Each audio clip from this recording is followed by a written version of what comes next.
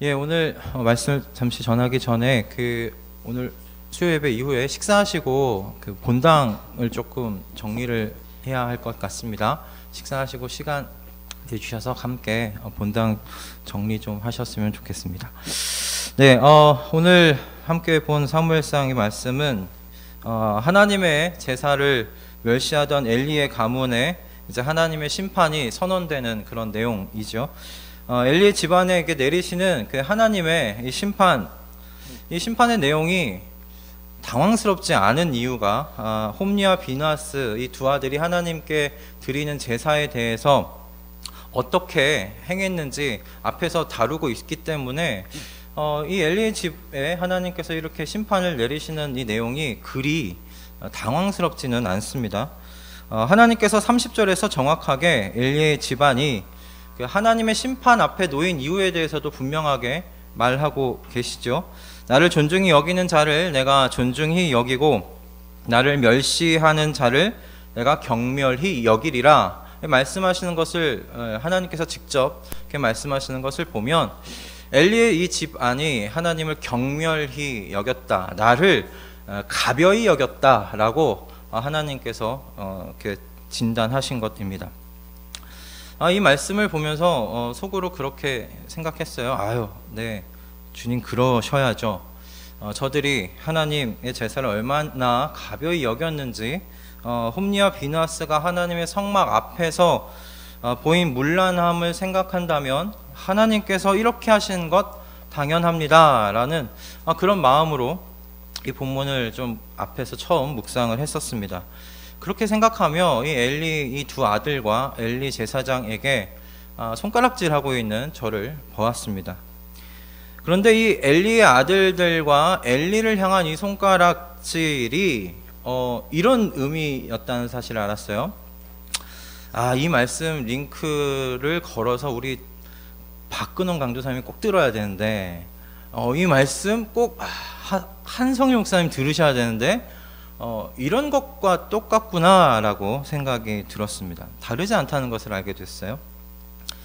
30절의 말씀이 금세 저를 향하고 있다는 것을 생각해 보았습니다. 너는 나를 존중히 여기고 있느냐 라고 말씀하시는 것이었어요. 너는 어떤데? 라고 저에게 물어오시는 것 같았습니다. 과연 나는 이 엘리의 아들들의 자리에서 얼마나 멀리 떨어져 있다고 여길 수 있는가, 얼마나 멀리 떨어져 있다고 자신 있게 말할 수 있을까 싶었습니다. 너도 그리 다르지 않아 라고 이렇게 하나님께서 말씀하신 듯해서 마음이 좀 무거웠습니다. 그래서 다시금 자세를 좀 고쳐 잡아서 이 본문을 다시 좀 보았어요.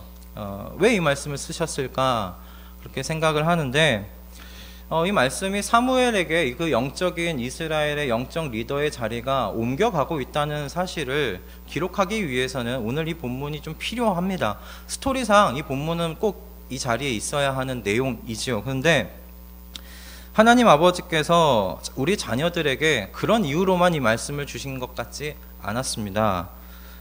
너는 그러지 마 라고 하시는 것 같았어요. 너는 그러지 마, 너도 그럴 수 있어, 조심해, 그렇게 말씀해 오시는 것 같았습니다. 우리 모두는 엘리의 아들들만큼은 아니겠지만 하나님을 멸시하는, 여기 원문으로 보면 하나님을 가벼이 여기는 자리까지 나아갈 수 있는 사람들입니다.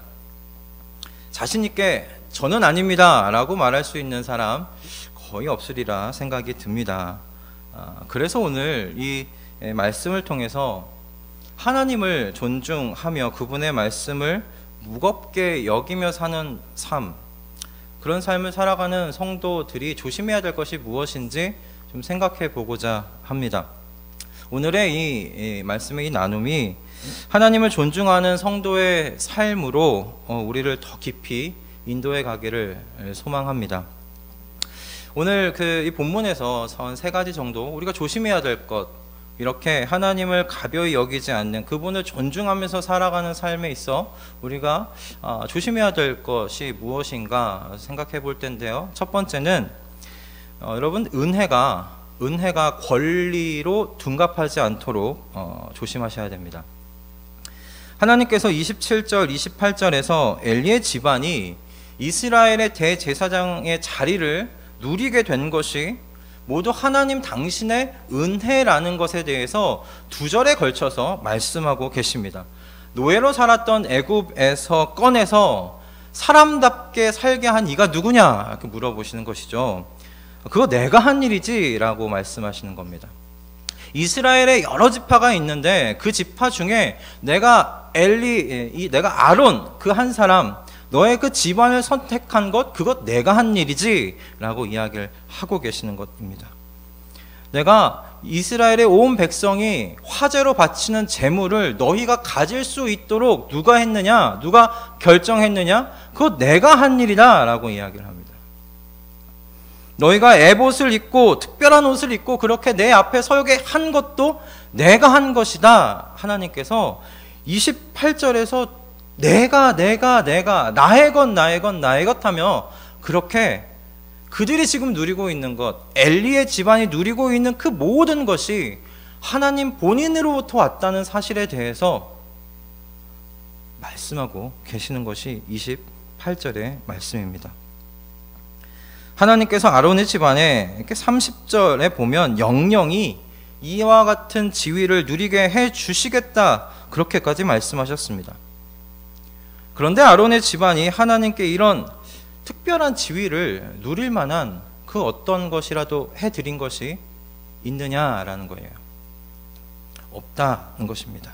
그저 하나님의 편에서 아론의 집안에 그저 영영한 은혜를 주시겠다고 그냥 하나님께서 말씀하시고 그렇게 그 말씀대로 이루어 가신 것이지요. 이 28절을 읽는데 요한복음의 베데스다 연못에 38년 된 병자가 생각이 났었습니다. 베데스다 연못의 이야기는 다들 아시죠? 베데스다 연못에 물이 동할 때 맨 처음에 들어간 병자는 그 병이 어떤 것이든지 나을 수 있다라는 그런 이야기가 전해져 내려왔고, 그것으로 인해서 수많은 병자들이 베데스다 연못 주변을 가득 메웠습니다. 이 38년 된 병자도 그 소원 가지고 그 베데스다 연못에 자리하고 있었던 것이죠. 그렇게 수많은 병자들이 물이 동하기만을 기다리던 그 똑같은 날이 지나간 그 어느 날 예수님께서 베데스다 연못에 나타나십니다. 그리고 그곳에 수많은 병자들이 있는데 이 38년 된 병자를 보시고 이 38년 된 병자의 병을 낫게 하십니다. 오직 그곳에 있는 많은 병자 중에 오직 이 38년 된 병자 한 사람만 나음을 얻었습니다. 그럼 그 이유에 대해서 그곳에 기록되어 있나요?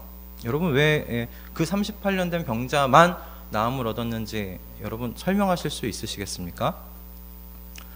아무도 없습니다. 성경 아무것도 어느 곳에서도 그 이유에 대해서 말하고 있지 않아요. 이 세상에 이 수많은 사람들 중에 나로 하나님을 아버지로 믿고 이 시간 이 자리에 예배드리게 하신 이유에 대해서 여러분 설명하실 수 있는 분이 계십니까? 없습니다. 이 세상에 그 수많은 사람들 중에 왜 나를 택하셨는지, 그래서 이 예배의 이 자리, 수요일 이 오전에 이곳에 나와 말씀을 듣게 하시는지, 기도하게 하시는지 그 이유 알 수 있는 사람 아무도, 설명할 수 있는 분 아무도 없습니다. 여러분 은혜는 그래서 오직 하나님 편에서 주시는 이유를 알 수 없는 호의다라고 생각합니다. 그런데요, 이게 문제는 뭐냐면 사람이 확실히 이게 죄인인 것이, 여러분 이 호의가 계속되면 권리인 줄 압니다. 호의가 계속되면 권리인 줄 알아요.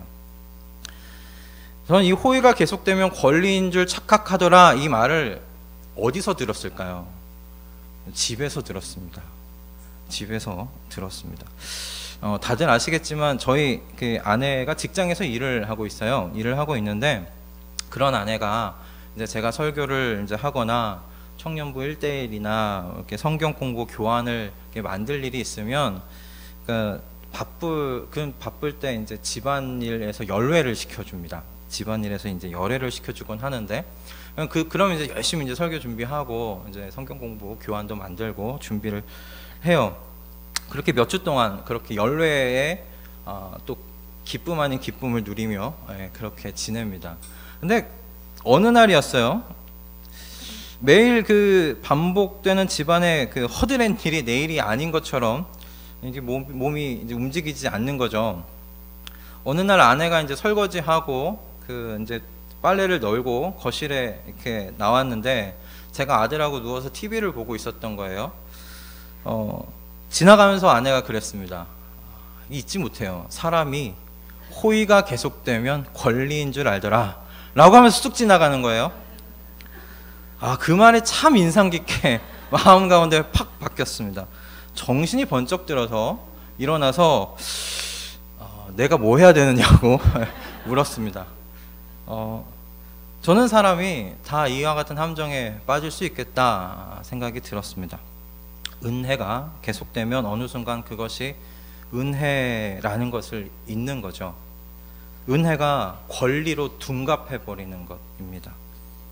그럼 어떻게 여러분 은혜가 권리로 둔갑하는 것을 조심할 수 있을까? 여러분 한 가지만 기억하면 되겠더라고요. 내가 그리스도의 종이라는 사실을 잊지 않기만 하면 됩니다. 내가 그리스도의 종이라는 사실을 잊지만 않으면 이게 권리로 착각하는 것을 피할 수 있겠다 싶습니다. 28절을 보면 이렇게 나와 있습니다. 반복되는 단어가 있죠. 하나님께서 바로 내가, 나의, 그리고 내 앞에서와 같이 하나님 자신에 대해서 이렇게 말씀하고 계십니다. 내가 다 준 거라는 의미이죠. 내가 너의 집안을 나의 제사장 삼은 것이 아니냐 이야기하고 계시고, 내가 내 앞에서 에봇을 입게 한 것이 아니냐, 이스라엘의 화제 제물을 바로 내가 너의 집 안에 내가 준 것이 아니냐. 지금 무슨 말씀이십니까? 너의 집안이 가진 그 모든 것이 다 내 것이다. 너도 그러니 내 것이다 라는 것이죠. 여러분 종은 원래 권리가 없는 사람이 종입니다. 받은 모든 것이 은혜여야 하는 사람이 종이라고 생각합니다. 하나님께서 동일하게 우리에게 말씀하고 계시다 싶습니다. 내가 너를 내 독생자 예수의 피로 샀다고 하나님께서 우리에게 말씀하십니다. 그래서 너 내 거야 라고 하나님 아버지께서 우리를 그렇게 부르시고 그렇게 요구하십니다. 여러분 이 사실을 잊지 마시기를 주님의 이름으로 축원드립니다. 여러분 이 사실을 잊으면 은혜가 권리가 됩니다. 어느 순간인가 이거 다 하나님의 은혜로 받은 것이고 이거 다 내 것 아니고 주님께서 주신 것인데, 그거 빼앗기면 그거 내 것이라 요구하며 그렇게 권리로 알고 살아가는 함정에 빠지기 쉽다 싶습니다. 우리 이 시간 늘 하나님께 마치며 기도할 때 하나님, 제가 그리스도의 종이라는 사실을 잊지 않게 해주십시오. 제가 누리고 있는 이 모든 거 다 은혜라는 사실 잊지 않게 해주십시오. 종은 권리가 없습니다. 종이 가지는 다 모든 게 주인이 주신 은혜죠. 그거 잊지 않게 해주십시오. 그렇게 기도하며 나아가는 이 아침 되시기를 주님의 이름으로 축원드립니다. 오늘 본문에서 두 번째로 좀 생각할 것은 이겁니다. 어떻게 우리가 그런 함정에 빠지는 것을 조심할 수 있을까? 둘째는 좀 우리의 헌신이 필요한 것입니다. 우선순위의 꼭대기를 여러분 사수하십시오. 우선순위의 꼭대기를 사수하셔야 됩니다. 하나님께서 29절에서 엘리의 죄에 대해서 더욱 분명하게 말씀하시는 것을 볼 수 있습니다. 내 아들들을 나보다 더 중히 여겼다라고 29절에서 엘리에게 하나님께서 말씀하시는 것을 보게 됩니다. 이것을 그 영어 성경에서는 엘리가 하나님 위에 아들들을 두었다라는 표현으로 이야기를 합니다. 그러니 자녀들이 하나님의 예물과 제물을 밟으면서 하나님이 명하신 제사를 망치는데도 그 앞에 절인데 25절에 엘리는 그냥 이렇게 말만 합니다. 사람이 사람에게 범죄하면 하나님의 판결하시려니와 사람이 여호와께 범죄하면 누가 위하여 간구하겠느냐라고 엘리의 말은 굉장히 옳습니다. 분명하게 옳은 말입니다. 그러나 말로 끝납니다.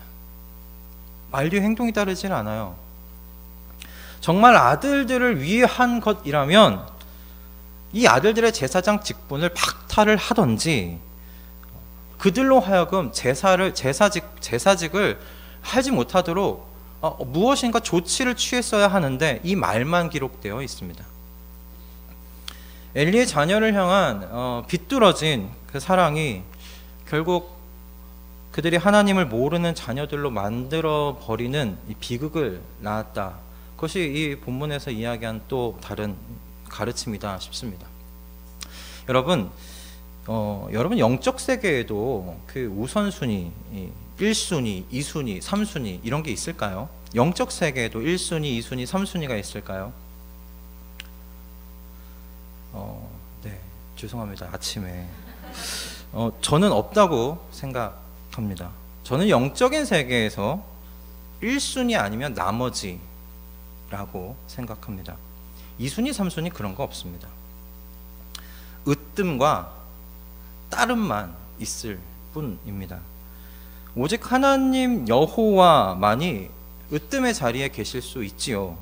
그러면 나머지는 고구마 줄거리 끌려오듯이 그냥 이렇게 줄줄이 따라오는 것입니다. 그것이 하나님께서, 예수님께서 우리에게 말씀하시는 영적인 세계의 원리라 생각이 듭니다. 그런데 이 따름의 자리에 있어야 할 것이 으뜸의 자리에 가 있게 되면 부작용이 생기는 것입니다. 그럼 이 원리는 예수님께서 분명히 말씀하고 계십니다. 너희는 먼저 그의 나라와 그의 의를 구하라. 그리하면 이 모든 것이 너희에게 더하시리라. 예수님께서 1순위, 2순위, 3순위 말씀하지 않으셨어요. 가장 먼저 하나님의 나라와 하나님의 의를 구해. 그러면 나머지가 다 따라오는 거야 라고 이야기를 하고 계시는 거예요. 예수님도 영적인 세계는 1순위와 나머지만 있을 뿐이라고 말씀하신 것이라 생각합니다. 저는 시간 관리에 좀 관심이 많은 사람입니다. 그래서 시간 관리에 관심이 이게 많다는 건 무엇을 의미하겠습니까? 오늘 해야 할 일에 대한 이것들을 쭉 쓴 다음에 우선순위를 짠다라는 의미죠. 오늘 새벽 예배를 마치고 이제 사무실 가면 오늘 할 일 뭔가 이렇게 쭉 쓰고 그 위에 이제 우선순위를 적어놓고 순서를 짠 그대로 이제 실행에 나아가는 것입니다. 그런 방식으로 얼마 전까지 계속 그렇게 지냈습니다. 그런데 2주 전에 메이크 타임이라는 책을 좀 접했는데 거기서 책을 읽으면서 깨달은 것이 있어요. 내가 나머지 것들에 대한 것만 했구나 라는 생각이 들었습니다. 그 책에서 말하는 건 뭐냐면 그날의 하이라이트 하나만 정하라는 것이었어요. 그리고 그 하이라이트를 기준으로 나머지 다른 것들을 그냥 일과에 배치하라고 이야기를 하더라고요. 2주 동안 그것을 좀 제가 적용을 해보았습니다. 내게 맡기시는 하나님께 맡기신 사람들을 잘 먹이기 위해서 오늘 내가 해야 할 하이라이트 딱 하나만 정하고 그것에 여러 가지 모든 시간들과 내 마음과 에너지를 쏟는 그런 일과를 짰어요. 나머지들은 빨리빨리 할 수 있도록 일과를 정해놓고요. 그렇게 했는데 2주밖에 지나진 않았지만 하루를 좀 더 명확하게 사용하고 있다라는 느낌이 들었습니다. 그리고 더 잘 하루가 정리되는 것 같았어요. 그렇게 이 하이라이트라는 것을 이렇게 적용해 보면서 싶었습니다. 이 하이라이트 기법을 우리 영적인 삶에도 적용할 수 있겠구나 생각이 들었어요. 성도의 영적인 삶의 영원한 하이라이트는 여호와 하나님이시다라는 것입니다. 그분의 나라와 그분의 뜻이 내 삶의 하이라이트다라는 겁니다. 그리고 다른 것은 그냥 나머지다. 오늘의 하이라이트에 집중하며 하루를 보내듯이 그 한 가지에 집중해서 그 한 가지를 끝내기 위해 오늘 하루에 집중하듯이 인생의 하이라이트이신 이 하나님께 내 인생을 걸고 여기에 몰두하는 것, 여러분 이것이 참 중요하겠다 싶습니다. 여러분 인생에 두 가지 하이라이트가 존재할 수가 없습니다. 그렇게 우선순위의 꼭대기를 우리가 사수해야 하는데, 여러분 이 우선순위의 이 꼭대기 하이라이트를 사수하기 위해서 팁 하나를 드리자면, 여러분 헌신하셔야 됩니다. 헌신해야 되더라고요. 이 하나의 하이라이트를 오늘 하루에 제가 정해놓고 하는 것도 여러분 그 하나에 집중하고 헌신해야 가능한 것이었습니다. 다른 많은 것들이 껴들어요. 이걸 방해하는 많은 것들이 있습니다. 이 하나를 끝내기 위해서는 여기에 헌신해야 됩니다. 한 가지 하이라이트에 헌신할 때 오히려 하루가 잘 정돈되는 것을 보았습니다. 저는 영적인 세계도 똑같이 적용된다고 생각합니다. 인생의 하이라이트이신 이 여호와 하나님께 헌신하십시오. 그분의 나라와 그분의 뜻에 헌신하십시오. 여러분 내가 헌신하는 것이 나의 하이라이트입니다. 왜 헌신이라는 이 말이 뭔가 이렇게 구식이 되어버리는 오늘날인 것 같아요. 그렇지만 우리는 모두들 무엇인가에 헌신하면서 살고 있습니다. 청년들을 보면 늘 얘기해요. 유튜브에 헌신을 하든지 SNS에 사진 올리고 내 소식을 전하기에 헌신을 하든지, 아니면 더 이뻐 보이기 위해서 화장하는데 이 화장 기술에 헌신을 하든지, 날로 우리 자매들이 예뻐지고 있긴 해요. 청년부 자매들이. 여러분은 어디에 헌신하고 계십니까? 모든 사람들은 다 무엇인가에 헌신하고 삽니다. 여러분의 시간과 여러분의 열정은 어느 방향에, 어디를 향하고 계십니까? 바로 그 시간과 열정이 향하는 곳이 여러분의 하이라이트고요, 여러분의 우선순위더라라는 것이죠. 전 저와 여러분이 하나님께 헌신했으면 좋겠습니다. 지난주 주일 청년부 설교 중에도 똑같은 이야기를 했습니다. 하나님께 헌신하자 이야기했습니다. 하나님의 나라와 하나님의 뜻에 여러분 헌신하시기 바랍니다. 여러분의 시간과 여러분의 열정을 하나님께 드리십시오. 여러분 이 헌신의 각오 없이는 오늘날 이 우선순위의 이 꼭대기를 사수할 수가 없습니다. 얼마나 많은 것들이 그 우선 순위, 그 꼭대기를 차지하려고 얼마나 유혹하는데요. 얼마나 많이 우리의 시간과 우리의 열정을 야금야금 빼앗아 가버리려고 얼마나 많은 유혹이 우리 가운데 들어오는데요. 헌신하지 않으면 사수할 수 없습니다. 여러분의 인생의 하이라이트가 여호와 하나님 되시기를 주님의 이름으로 축원드립니다. 이 유혹 많은 이 시대에 이 우선순위의 꼭대기를 사수함으로 이 엘리 제사장이 이 아들들과 이 엘리가 빠졌던 이 함정에 우린 빠지지 말기를 바랍니다. 아멘. 예. 저희 마지막으로 오늘 본문에서 생각해 볼 것은 이것입니다. 우리가 무엇을 조심해야 하는가? 어떻게 조심하면 무엇을 조심하면 우리가 이 함정에 빠지지 않을 수 있을까? 여러분, 하나님은 행동을 달아보시는 하나님이시다라는 것을 잊지 마시기 바랍니다. 이거 조심하셔야 됩니다. 제가 전에 이제 말씀드렸듯이 이제 사무엘상부터 사무엘하 7장까지 다윗의 언약이 나오기 전까지 이 본문을, 전체 본문을 읽어 나갈 때 신학적인 한 가지 사상이 한나의 노래, 한나의 기도에 다 나와 있다라고 말씀을 드렸었습니다. 오늘 본문에 등장하는 하나님에 대하여 사실 한나는 한나의 기도에 다 나와 있습니다. 여호와는 지식의 하나님이시라, 그러므로 하나님은 행동을 달아보시느니라 라고 한나는 그렇게 기도했고요. 그리고 여호와는 가난하게도 하시고 부하게도 하시며 낮추기도 하시고 높이기도 하시는도다 라고 말한 것과 같이 오늘 이 엘리의 제사장 아론의 집안을 하나님께서 영영이 그렇게 하리라 말씀하셨지만 그들의 불순종과 그들의 이 모습을 통해 그들을 낮추시는 그 하나님이시라는 사실을 오늘 우리 본문을 통해서 볼 수 있습니다. 한나의 기도에 하나님께서 어떻게 이스라엘 역사 가운데 이스라엘의 백성들 가운데 일하시는지 이렇게 다 기록이 되어 있어요. 그래서 그녀의 기도와 같이 27절, 29절의 이 내용을 통해 하나님께서 말씀하시는 거죠. 내가 너의 집안의 행동을 다 달아보았다. 그리고 내가 이제 결정을 했다. 너의 집 안에서 내가 영영이 행하리라고 했던 그 약속을 내가 이제는 취소하리라. 너의 집안은 이제 나의 은혜와 멀어진 집안이 되게 할 것이다. 그것이 오늘 27절에서 지금 31절에서 34절까지의 말씀의 요점이라고 볼 수 있습니다.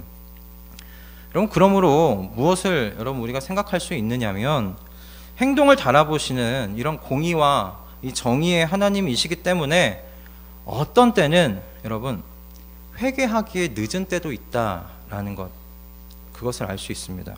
이게 구원과 관련된 회개가 아니라요, 우리의 인생에 내리시는 진노의 매를 말하는 것입니다. 하나님께서 30절에 내가 전에 내 집과 내 조상의 집이 내 앞에 영영히 행하리라 하였으나 이제 나 여호와가 말하노니 어떻게 하시겠다고요? 결단코 그렇게 아니하리라 말씀하시는 거예요. 결단코 그렇게 아니하리라. 하나님께서 결정하셨다는 거예요. 이제는 엘리, 너가 와서 눈물로 회개해도 이 결정 물릴 수 없다라고 말씀하시는 거예요. 이제 엘리 제사장이 회개해도 때가 늦었다는 것입니다. 여러분, 저나 여러분이나 이 하나님의 이 성품을 직면하는 걸 피하고 싶어 하지 않으십니까? 이 본문을 계속 묵상하면서 왜 이렇게 마음이 좀 불편하지 싶었습니다. 그런데 이 하나님을 직면하는 게 마음이 힘든 거예요. 영영히 행하시겠다고 했는데 그 영영한 약속을 내가 취소할 거야, 내가 거두어 갈 거야, 이렇게 말씀하시는 하나님이 덜컥 겁도 나고 불편했던 거예요. 용서해 주시고 사랑해 주시고 자비와 인애가 풍성하신 하나님에 대해서 직면하는 건 너무 좋은데, 진노하시고 질투하시는 그리고 심판하시는 이 하나님을 직면하는 것이 힘들었던 겁니다. 회피하고 싶었던 것이에요. 그 본성 가운데 있나 봐요. 그러나 본문은 분명하게 이야기합니다. 하나님은 인자와 인애가 풍성하신 그런 하나님이시지만 죄에 대해 진노하고 심판하시는, 행동을 달아보시는 하나님이시다라는 것입니다. 그것은 신약에서도 분명히 십자가를 통해서 하나님은 우리에게 말씀하십니다.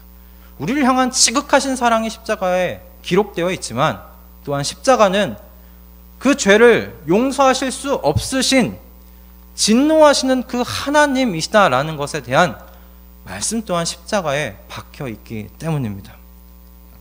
때문에 건강한 영적인 시야를 가질 때 여러분, 하나님을 기쁘시게 해드리는 결정을 할 수가 있습니다. 그분을 사랑하지만 여러분, 그분을 두려워하십시오. 무서워하십시오. 그게 피하고 싶지만 바른 영적인 태도인 줄을 믿습니다. 제가 월요일부터 아들한테 숙제를 내주기 시작했어요. 아들 이제 6살인데 벌써 숙제를 막 내주는. 어떤 숙제냐면요, 이제 아이가 각야거겨 고교 국기, 발음도 어려운데, 이거를 이제 하루에 각야거겨 나냐너녀 다다저도 이거 3개씩 이게 쓰는 숙제를 줬어요. 글씨를 이제 요즘 곧잘 읽는데 이게 쓸 줄을 모르는 것 같은 거예요. 그래서 또한 어린이집 갔다가 또 이제 태권도 이제 다녀와서 바로 얘가 이제 TV를 보는 습관이 이렇게 드는 것 같아서 이 습관 들기 전에 바로 앞에 뭔가 다른 습관을 좀 들여주면 좋겠다 싶었습니다. 그래서 월요일 날 쉬기도 했고, 그래서 이 아이와 함께 스케치북을 딱 들고 써봐, 각야거겨 이게 해서 다자저저까지 애가 쓰기 너무 싫어하는 거예요. 근데 그 우는 거예요. 애가 또 어르고 달래면서 D까지 썼어요. 와 잘했다 막 이렇게 해주고 이거 맨날 이제 하자 얘기를 했습니다. 내일 숙제야 라고 이제 얘기를 했어요.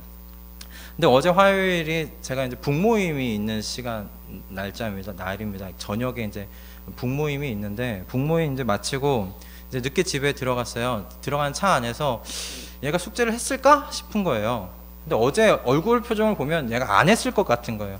아휴 뭐 안 했겠지 하고 이제 집에 딱 들어갔는데 안 자고 기다리고 있더라고요.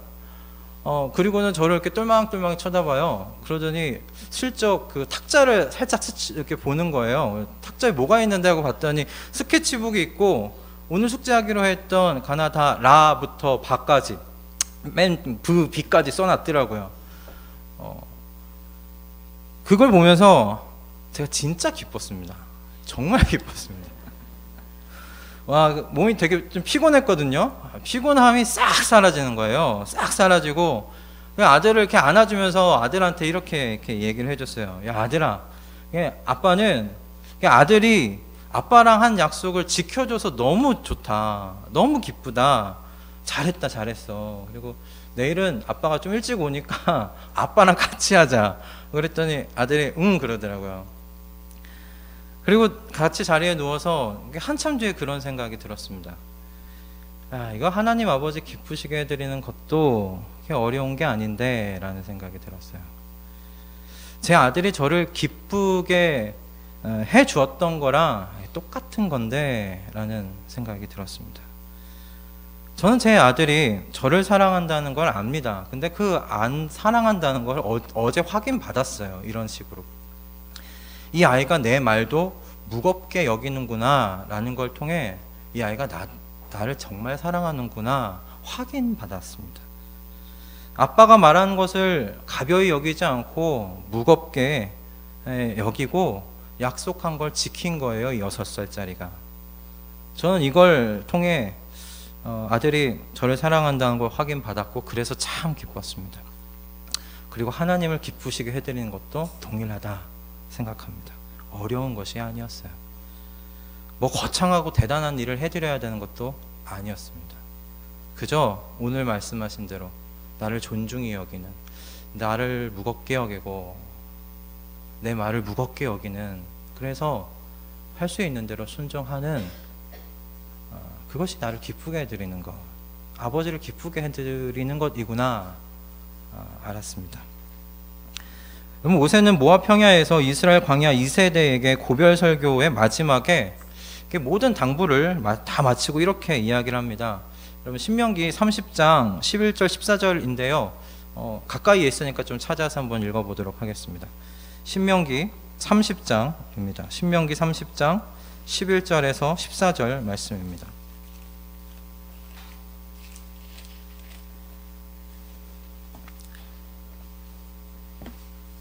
신명기 30장 11절에서 14절까지 말씀입니다. 구약성경 310페이지에 있습니다. 11절부터 14절 우리 함께 합독하도록 해보겠습니다.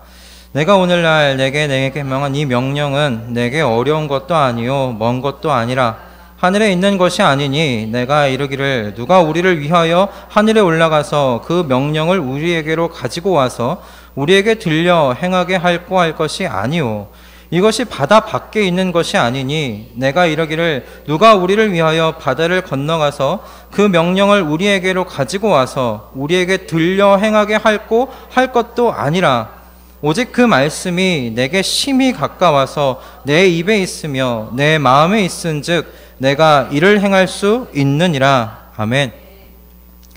여러분 하나님께서 우리에게 말씀하신 명령이 어려운 게 아니다 라고 모세가 이야기를 하고 있습니다.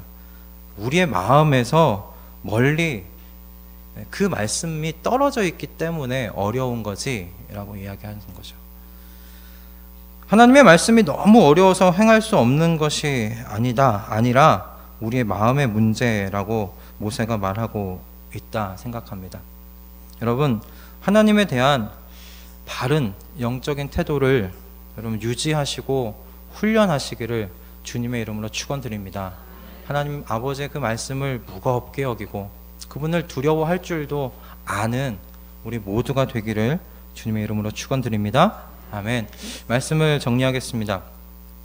하나님께서 엘리에게 이제 35절의 말씀이죠. 내가 나를 위하여 충실한 제사장을 일으키리니 라고 말씀하십니다. 무슨 말씀이십니까? 자기 자신을 위하여 사는 사람이 아니라 여호와 나 하나님 나를 위해서 사는 제사장 세우시겠다라는 말씀이죠. 그는 그래서 어떻게 행합니까? 그 뒤에 나와요. 이 36절의 말씀이죠. 35절의 말씀이죠. 일으키리니 그 사람은 내 마음 내 뜻대로 행할 것이라. 하나님의 마음과 하나님의 뜻대로 그 사람은 행할 거야 말씀하십니다. 그럼 구약에 하나님께서 이렇게 말씀하셨고 로마서 14장 7에서 9절 말씀에는 바울을 통해서 우리에게 이렇게 말씀하십니다. 우리 중에 누구든지 자기를 위하여 사는 자가 없고 자기를 위하여 죽는 자도 없도다.